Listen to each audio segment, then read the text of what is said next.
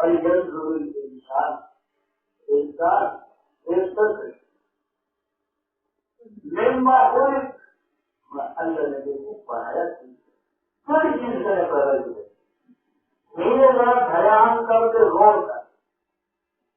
ایسی شے سے کھانا کوئی چیز سے نہیں ہوا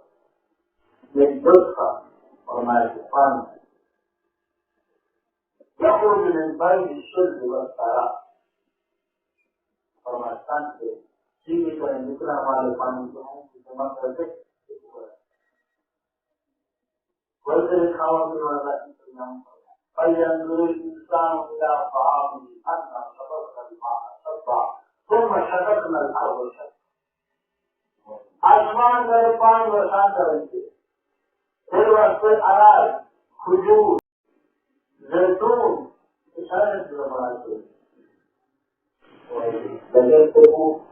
آسمان کو تیرے واسطے چھت پڑے زمین کو تیرے واسطے کھانا پڑے تیرے کھانا پینے کا انتظام کرنا آتے پینے کا نہیں تھا کوئی کم ذمہ رکھے بندے لے کوئی ادارہ جو پڑھایا مجھے اور جہاں تک اپنی سلام کو رکھا مجھے ملازمین کو رکھا مجھے اگر کوئی کا مقصد ہوتا ہے بغیر مقصد کا کوئی نہیں بغیر مقصد کا کوئی نہیں ہوتا خالی نہیں مقصد ہے ہر چیز انسان کو جو اللہ نے پیدا فرمائے رہنے والے مکان کی سمجھ زمین کو اللہ نے عرش بنائے آسمان کو چھت بنائے مکان بنائے اور کھانا پینا جو رستے میں سلام فرمائے آخر انسان کا کیا مقصد ہے اتنا